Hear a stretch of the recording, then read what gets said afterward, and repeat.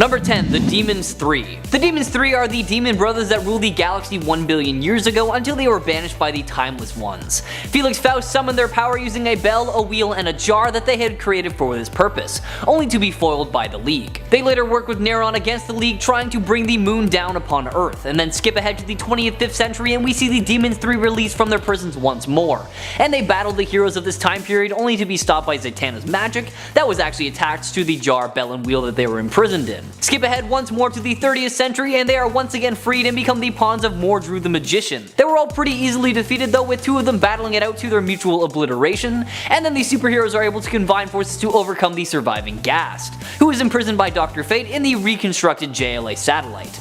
Check them out in 1962's Justice League of America, number 10. Number 9. Royal Flush Gang. Originally set up by Amos Fortune, who we will talk about just a little bit later, the Royal Flush Gang was a gang consisting of the Ace of Clubs, King of Clubs, Queen of Clubs, Jack of Clubs, and the 10 of Clubs. They committed petty thefts of valuables and technology or were hired out of their skills for others' gain, but they were stopped by the League every single time. A second gang was set up by Hector Hammond and came closer than the original gang to defeating the Justice League. After their original ace and android was destroyed, Fortune took over the gang and killed all the members of the first gang except for the Jack of Clubs. As time went on, the gang grew and eventually got to the point where Fortune introduced the heart and diamond suits as well. The face cards would still be the most senior with the role of ace, usually but not always as the muscle, either android or human, and then the 10s control the minor members or the pips. These henchmen could gain or lose pips depending on their performance, with rivalry amongst them was not too common though.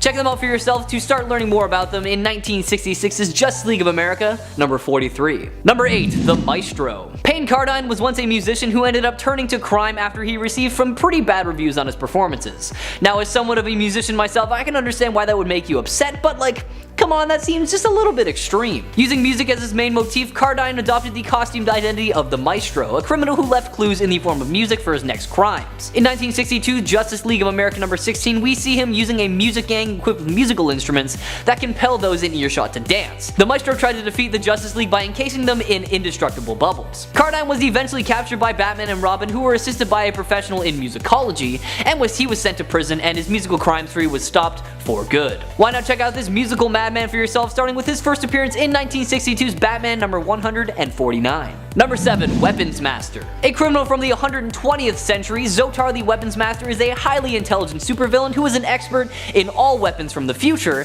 and an enemy to the Justice League. He went back in time with a cache of weapons to battle the League, believing that the one to defeat them would be invincible and able to batter the Intersolar Police, due to a book written by Wonder Woman herself which seemed to indicate that he was the one who defeated the League. Obviously he was defeated and was sent back to his time period where he went back to the drawing board and tried to figure out a weapon that would actually defeat them.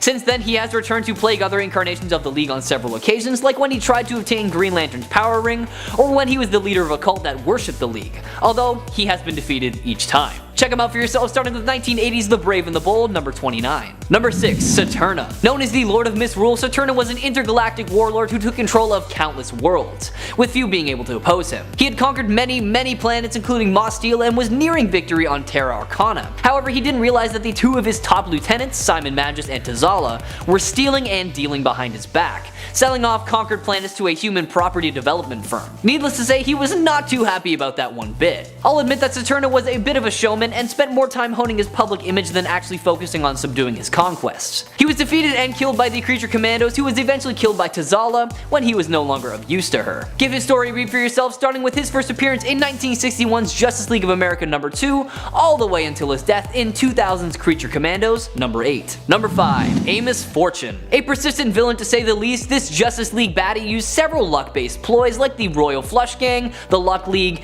and the Tarot Gang to get ahead. As a kid, Amos was the leader of a gang of juvenile delinquents, and then as an adult he became obsessed with luck, both good and bad, and discovered the existence of luck glands that dictate how a person's luck will run. After learning how to control these luck glands to manipulate his luck, he gathered his old gang and created the original Royal Flush Gang, who battled the Justice League on multiple occasions. Fortune first met the Justice League while trying to remove their good luck, but he was quickly defeated. He later set up the Royal Flush Gang once again, making major profits by working with Roulette and her gambling operations. After the Justice League foiled his operation, Fortune managed to get away pretty easily as he escaped to a riverboat on the Mississippi, where he was then shot at close range by a widow of a discarded card, the Two of Clubs.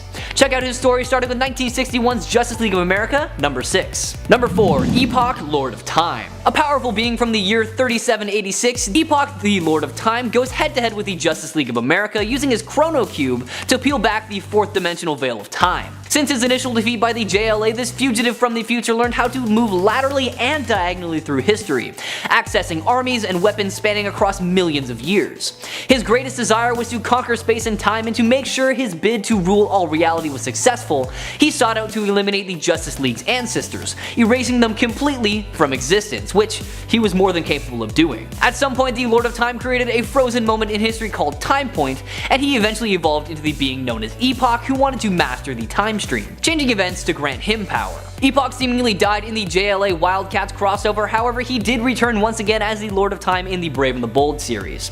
Give his story a read starting with 1962's Justice League of America, number 10. Number 3. The Key. No one knows the real name of this villain, but we do know that he was originally a chemist with Intergang, obsessed with unlocking the secrets of the physical world and the human mind. To this end, he has augmented himself with chemical cocktails, boosting his baseline cognitive abilities into the superhuman range. A common opponent of the members of the Justice League of America, the Key will never be satisfied until he has picked the contents of their minds apart and cleared a path to total global domination. Although all his attempts to take down the JLA failed, that never stopped him from trying.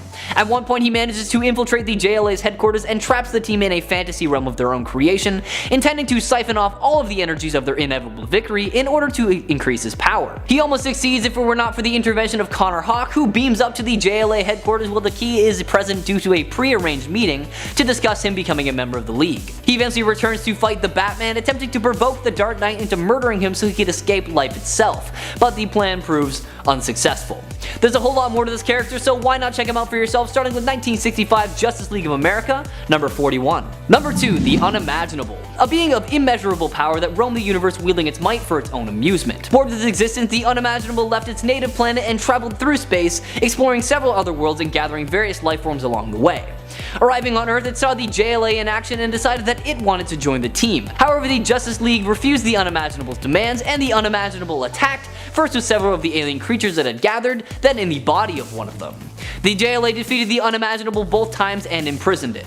Years later, the Unimaginable returned in outer space, battling the Green Lantern named Aaliyah, whom it had previously encountered and just wanted some revenge on. The Daxamite hero Valor saved Aaliyah and seemingly disintegrated the Unimaginable with a burst of laser vision. That was in the end though, because after being captured by LexCorp, it was contained in a chamber called Lockdown 6. The Unimaginable's capsule attracted the attention of Darkseid and the Akarans, the former wanting its power while the latter saw the dangers of it. The Unimaginable was freed from its prison, and its host, Dr. Bendorian, sought to transfer its energy to a new host, in which it was to be Maximum, who had been engineered by LexCorp to serve such a purpose. The Unimaginable succeeded, and Maximum inherited the power of a god. Have I caught your interest? Good. Check out this powerful energy being for yourself in 1966's Justice League of America, number 42. Number 1. Shaggy Man. Created by Professor Andrew Zargarian, the Shaggy Man is a synthetic being that proved time and time again that it was pretty much unstoppable, as it was capable of regenerating its destroyed body parts and was also just ridiculously strong. To defeat the virtually immortal Shaggy, the original Justice League of America obviously created a second Shaggy Man to battle the first, and the two just duke it out in an underground cavern where they remain buried for all of eternity. It was later revealed that Aquaman put the unconscious Shaggy Man in a capsule and placed him 20,000 feet below the surface of the ocean just for safety's sake. The Shaggy Man was later freed by Hector Hammond and transported to the Justice League satellite. This time it was Green Lantern who succeeded in defeating him by using his power ring to shrink the monster to a miniature size and imprisoning him. Fast forward a bit and the Shaggy Man popped up in Arizona, where the Green Lantern just straight up dropped a mountain on him. Soon after, the town of Justice was built around the mountain, and eventually the Shaggy Man broke free of his mountain prison. The Justice League defeated him after learning from his creator, Professor Zargarian, that the Shaggy Man's fur was a fiber optic conduit for energy created by photosynthesis. The Justice League managed to shave him and dump him on the dark side of the moon before his hair could grow back, and well, that was that. Check him out for yourself, starting with 1966's Justice League of America. Coming in at number 10, Simon Baz. First appearing in the New 52 FCDB Special Edition number 1, he's a Lebanese-American born in Dearborn, Michigan. After seeing the attacks of the World Trade Center on the news when he was only 10 years old, he and his family faced ostracism because they were Muslim. His sister even got bullied and attacked physically, so Simon would have to intervene. And as years went on, he got an engineering degree, and shortly after that, a job at an automotive plant. After the financial crisis, he was let go and had to resort to stealing cars and reselling the parts just to make ends meet. He was also a great street racer and even made some dough that way. Accidentally stealing a truck filled with explosives, Simon ends up getting arrested and they suspected him as a terrorist, sending him over to Guantanamo Bay. Ignoring his pleas of innocence, Simon was nearly tortured. It was then a Green Lantern ring popped into the room to save the day, removing him from the facility. So what makes Simon stand out? I mean, besides his strong origin story, he has emerald sight. Yeah, that's right, Simon Baz can see glimpses of the future. He also used to carry a gun with him even while wielding the Green Lantern ring. Why? Well, because he didn't trust a whole lot of people, and he wanted to back up in case the ring failed him, which it did a couple of times. The ring itself, it's actually 2 rings forged into 1. Come again? So when Hal Jordan and Sinestro were imprisoned in the Black Hand's Black Lantern ring, the 2 rings actually fused together, and the ring chose Frank Leminski first. Frank had purposely gotten a job at Arkham Asylum because he knew the ring picked its host based on willpower and overcoming fear. And it worked out for a bit because it ultimately decided that it made a mistake and found none other than, you heard it, Simon Baz. Number 9, Guy Gardner. Making his first appearance in Green Lantern Volume 2, number 59, Guy Gardner was chosen to be the backup for Hal Jordan. The ring says you gotta have courage and willpower, but is it possible to maintain those characteristics whilst being a bad guy? A bad guy? Got him.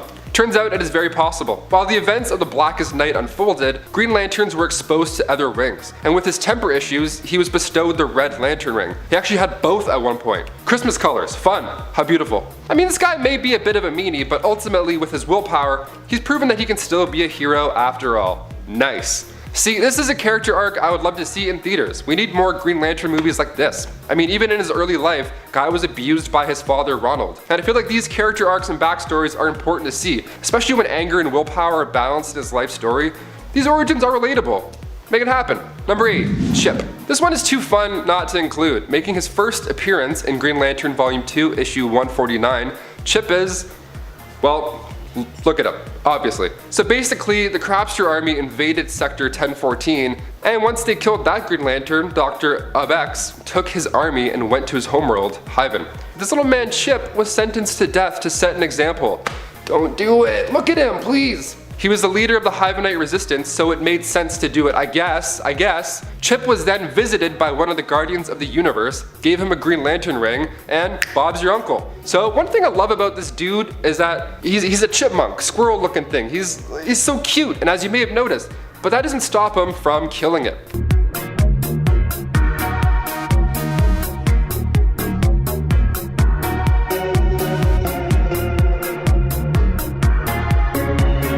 Yeah, he just rocked Hal Jordan. I'm a fan of Chip. He even took on the Man of Steel himself in an Injustice Gods Among Us storyline. He attacked Superman by going after his mind. I feel like if you have a movie with this guy, it'll feel similar to how Rocket was portrayed in Guardians of the Galaxy. At first people are like, he's a little fluffy cute thing, and then bam, you get punched in the head like 10 times.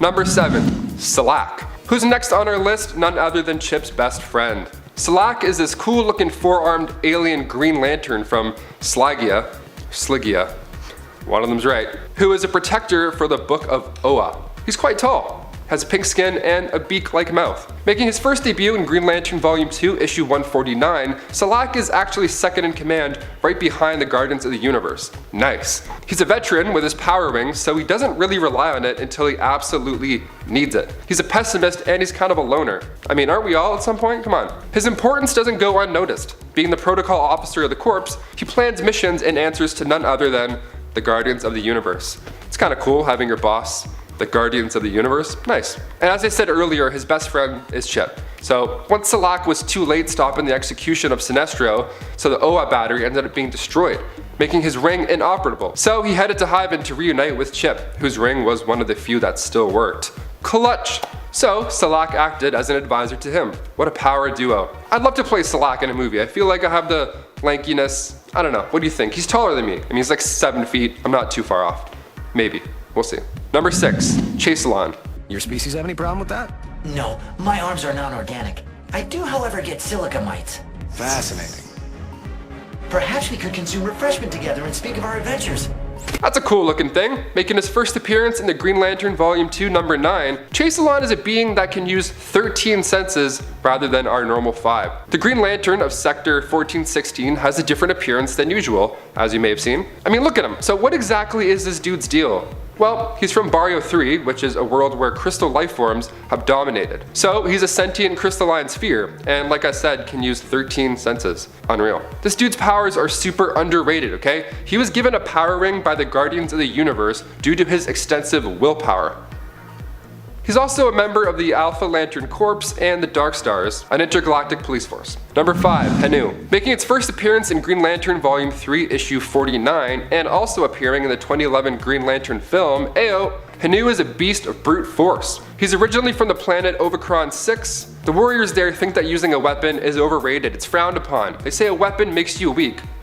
Okay, super badass. So he relies on his own strength rather than the ring. That's cool. Yeah, I have a ring, but you know, I'd rather just punch you in the head. It's easier. This sure did come in handy when he was freed from a prison from Hal Jordan and Guy Gardner. He tore the place up without even using the ring. And when he does use it, it's insane, okay? So during the Sinestro Corps War, he finally used the ring to punch through Horku. And Horku's the same species as Hanu, so that doesn't shine light on how strong this dude is. I don't know what will. Number 4, Alan Scott. The Golden Age Green Lantern, making his debut in 1940 back in the All-American Comics number 16. He's the first ever Green Lantern, so of course I'm gonna include him in this list. He actually forged a Green Lantern from a meteor. This dude was around even before the Green Lantern Corps, so he's not too popular with the current run of things. So he gets his power in a much different way than all of the other Green Lanterns. He actually uses a ring that's magic based instead of being linked to the central battery on Oa. I feel like we need to see this origin story on this big screen ASAP. It's too cool to ignore. Number 3, Sodom Yat. Making his first appearance in Tales of the Green Lantern Corps Annual number 2 back in 1986, Sodom Yat is a guy from the Daxamite race who are cousins of the Kryptonians. Pretty sweet. Daxamites have similar powers to Kryptonians, but instead of being vulnerable to kryptonite, they're vulnerable to lead. Just basic lead. So if you're gonna take some notes around Sodom, make sure you hide it or else you might kill him. So this guy's loaded. He's basically a god, but no lead. Kinda like no capes, no lead. He doesn't even really need a ring. He's already so strong from the ion entity has given him an unbelievable strengths. He always dreamed of being a space explorer, so once he noticed an alien spaceship crash near Earth, he found Tessog, and after his parents caught wind of the new friend, his parents killed Tessog and brainwashed Sodom to forget the whole thing. After seeing Tessog in a museum, dead, he was reminded of the actions that had taken place, so he reconstructed Tessog's ship and then was bestowed the Green Lantern ring. Nice, you did it, full circle. And he became the ultimate Green Lantern and the last member of the Corps. The prophecy came from none other than, drumroll, number 2, Abin Sur. We all remember arguably the best part of the Green Lantern movie, the beginning. We find Abin Sur after he crash landed on Earth before giving the ring to Hal Jordan. The purple alien is portrayed by none other than Jango Fett himself, Temuera Morrison. But who is this character and why is he so important? Making his debut in Showcase number 22, Abin Sur was a Green Lantern from Sector 2814 and was the Green Lantern right before Hal Jordan as you saw in the movie. So before that, he actually visited Earth a handful of times. He teamed up with an ancestor of Hal Jordan in the American Old West to fight an alien named Traitor. Solid name, very fitting. So why is he flying a spaceship if he has the ring? Well, he was told by the prophecy that his ring would eventually fail him. So he loaded his spaceship up with weapons for when the frightful day comes. And after being attacked by Sinestro and crash landing on Earth, he chose Hal Jordan to bear the ring as he was closer to his location than Guy Gardner. So close. Hal ended up using the ring to hide the body and his ship underneath a mountain. It's pretty cool. And finally, number 1, Nort. Making his first debut back in 1988 in Justice League International, this cool looking member of the Green Lantern Corps and later on Justice League Antarctica might be my personal favorite. He's a funny little quirky dude. He reminds me of, I don't know, me maybe? Who knows? He's this quirky underdog, literally. Look at him, he's a dog. He instantly reminded me of Peppy Hare from Star Fox, just like this wise looking dude. He's actually disliked by other heroes and is often looked upon as the loser despite how incompetent he may be. Okay, maybe I don't relate to this guy as much as I thought. Or do I? He can't even read a map. So I mean, come on dude, you gotta figure it out. He tries his best though, he's brave and he's super honorable. I feel like a character such as himself would be great to see in live action. I mean, I'm sure there's a lot of people who would relate. He kinda reminds me of Dustin from Stranger Things, the way he wants to help, and he has his moments where he genuinely kicks some ass. Nort's uncle, Newt, pushed him through the Green Lantern training, so he's more than capable when the opportunity arises to do so. Number 10, Wacky Man.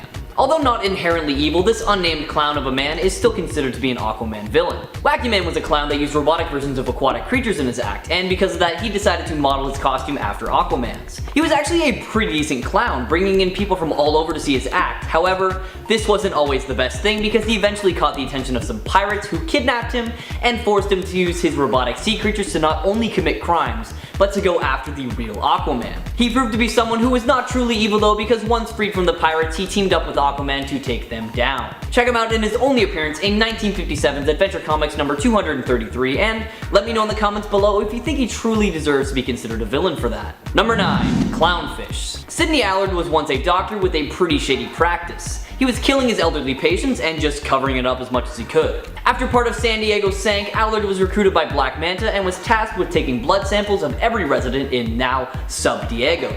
This included Aquaman, Aquagirl, and Cal Durham. After those three were rescued, Allard slipped away seamlessly and started looting a room full of chemicals. However, he stumbled a little bit and ended up breaking a vial that contained a strain of the Joker toxin. Engulfed in the toxin, Allard completely lost his sanity, took inspiration from a fish in a bowl, and colored his entire body purple and yellow, and then from then on dubbed himself the Clownfish. He then decided to break into Cal Durham's home and shoot his partner Kaisha Salton with a mini harpoon, and then strapped a bomb to her torso. Obviously, Aquaman arrived on the scene to save Kaisha, but Allard seemed to be prepared for that because he was somehow able to make Aquaman take a truth serum drug so that he could find a way to get rid of him for good. Thankfully, Aquaman was able to sober up before he answered any questions though. Having failed, Allard pushes the trigger for the bomb. However, it's revealed that the one strapped to Kaisha was a fake, and the real one was hidden under the couch. Now everyone was saved by Aquaman before the explosion, and Clownfish made a clean getaway. Check out his story for yourself, starting with his first appearance in 2007's Aquaman, Sword of Atlantis. Number 8. The Awesome Threesome.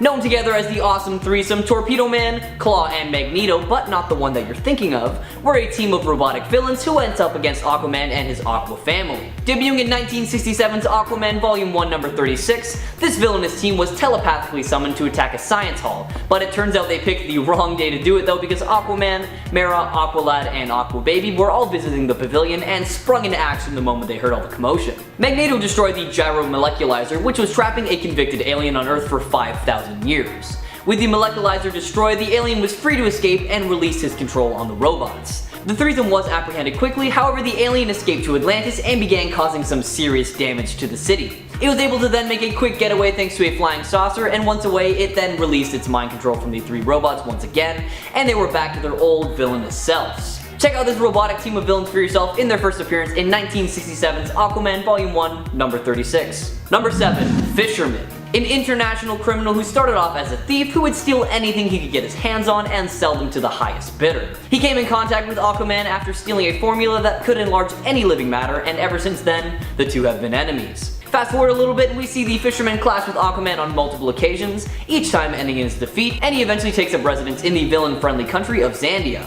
That was, however, just the first iteration of the Fisherman, however, because there have been a few Fishermen over the years, and that's because he is actually a parasite that takes over a host and forces them to commit crimes and do his bidding. The second iteration attacked the Gotham police during the Infinite Crisis alongside Scavenger, Red Pansy, and Riddler, and was shot down by Marcus Driver. And the third was actually just an imposter fisherman that was revealed to be a xenoform parasite that controlled its host using fear. Take a look at this character for yourself, starting with their first appearance in 1965's Aquaman number 21. Number 6. Human Flying Fish. One day, way back in the day, Victor Bragg and Dr. Krill saw Aquaman using his fish telepathy to catch a bunch of baddies. Krill turned to Bragg and convinced him to undergo a special operation to turn him into a human flying fish, because Krill believed that Aquaman would not be able to stop him from that. With his newfound abilities of enhanced speed, flight, and ability to breathe underwater, Bragg was able to outperform Aquaman and escape on every mission he was sent out on. It took a little bit, but Aquaman was eventually able to figure out Bragg's tactics and devise a plan to trap him. Luring him in with a rumor of a bounty of uranium that was somewhere lost at sea, he took the bait and attempted to find it. The human flying fish was then taken out by Aquaman using electric eels, and he alongside Dr. Krill were arrested and taken away. Bragg was later seen as a criminal for hire, but was taken out rather quickly by Joseph Curry, the new Aquaman, and honestly hasn't really been seen since. Take a look at his story for yourself, starting with his first appearance in 1960's Adventure Comics number 272. Number 5. Animal Master. Gustav was just once a regular old animal trainer who made a pretty decent living traveling the world as a circus performer. Like many other performers though, fame and fortune started to get to his head, and it got to a point where he began training his animals to commit crimes for him. Having been able to escape the cops on most heists, He began to get cocky and decided to escape by boat, and then this allowed Aquaman to enter the scene. However, he wasn't able to catch him this time around. This was both a blessing in disguise and a curse for Gustav, because although he escaped, a terrible storm hit the area and completely destroyed his boat. Presumed to be dead by everyone including Aquaman, Gustav was actually very much alive, and had found his way to a desert island where he tirelessly trained the animals he found on the island so he could enact his revenge on Aquaman. He was eventually able to lure Aquaman to his island, but he couldn't beat him, and that ended in his arrest. Check out Animal Mastery for yourself in his first appearance in 1959's Adventure Comics number 261. Number 4. Laren. Residing in the realm known as Dimension Aqua, Laren possesses pretty much all the powers you would expect from Aquaman, just toned down a fair amount. Long ago, he led a revolt against the Queen Mera and forced her to flee to Earth, which is kind of a good thing because that's where she met Aquaman. Laren ended up following her and was able to capture Aquaman and Aqualad and brought them back to Dimension Aqua as prisoners. Thankfully, Aquaman was able to figure out a plan of action pretty quickly, and he alongside Mera and the rest were able to escape back to Atlantis, which just solidified Laren's position as the new ruler of the Dimension Aqua. A few years later, Mera ended up returning to Dimension Aqua and had discovered that Laren had gotten rid of all of her tools and tossed them into the Great Pit. This forced her to go toe-to-toe with Laren, and she was able to overpower him, shattering his mind in the process, leaving him completely and utterly useless. If you feel like it, give this villain's story a read for yourself, starting with his first appearance in 1963's Aquaman, number 11. Number 3. Captain Demo. Although his real identity is unknown, Captain Demo is a high-tech underwater pirate whose crew specializes in using very deadly and very experimental weaponry. Demo drives a fully functioning 16th century pirate ship that somehow works perfectly underwater, and of course when you drive a 16th century ship, you have to dress the part. It's also not really explained how, but he and his crew are able to breathe perfectly underwater without the need for scuba gear or anything like that. Deciding one day to conquer Atlantis, he managed to rig the entire city to explode unless Aquaman submitted to him, to which he complied and ended up doing some truly terrible things. When he finally got the chance, Aquaman turned on Demo and knocked him out cold in a one-on-one fist fight. Toppo the Octopus also helped out, and he took out the majority of Demo's men. However, enough of them were able to band together and rescue their captain so that they could live to fight another day. Check out Captain Demo for yourself, starting with his first appearance in 1975's Adventure Comics number 441. Number 2. Scavenger. Peter Mortimer was a deep-sea diver and pirate who dubbed himself the Scavenger because, you know, he scavenges. With no real powers, he operated an advanced submersible vessel called the Scorpion Ship and plundered the seas. Hearing rumors of an alien artifact called the Time Decelerator, Mortimer traveled to Atlantis and confronted Aquaman about it because he believed that it was capable of making him immortal. He kidnapped Mera and Aqua Baby and poisoned the water in Atlantis, forcing Aquaman to help him find this new mysterious device. Funnily enough, he actually did end up finding the device. However, upon activating it, it regressed him in age until he stopped existing completely, forcing him to live in a limbo-like state for many years. He eventually was able to somehow make it back to his original age and size, and teamed up with Cobra for a while upon his return. Scavenger is later seen to have reformed and even becomes friends with Aquaman. Their last battle was over stolen cargo that turned out to be vaccines. Mortimer's conscience got the better of him, and he was treated like a hero for the very first time as he helped deliver them safely. Aquaman helped him clean up his act, and he even became a business owner. There's a little bit more to the story that gets just, you know, a little bit risque, so if you're feeling up to it, I'll let you check that out for yourself. So give his story a read, starting with his first appearance in 1968's Aquaman number 37. And number 1, King Pomoxis. One of the many corrupt Atlanteans, Pomoxis was one of just the worst, conspiring to straight up eliminate Aquaman for being the chosen hero. Pomoxis summoned Aquaman back to Poseidonus under the pretext of investigating a series of bizarre explosions taking place just outside the city. When the two went to investigate, Pomoxis pushed Aquaman into the path of a spiraling vortex, sending him backwards through time like 2,500 years. Returning to Atlantis, Pomoxis assumed Aquaman's appearance and identity, and told everyone that the real Pomoxis died in the explosions. With Aquaman's reputation, he was able to do pretty much anything and everything. However, he was eventually taken down by the real Aquaman after he returned to the present alongside Aqualad. A short time later, Pomoxis conspired with a pirate named Captain Clay, and together they lured a pack of sea monsters to attack Atlantis. While Aquaman and Aqualad were distracted trying to keep the monsters away from the populated areas, Pomoxis took advantage of the situation and staged a coup against the Atlantean king Stamar. His first official act as the newly crowned king was to imprison Aquaman and Aqualad. However, that did not last long because our heroes were able to dethrone him and just take him down. Check out his 4-issue run for yourself, starting with 1962's Aquaman number 3.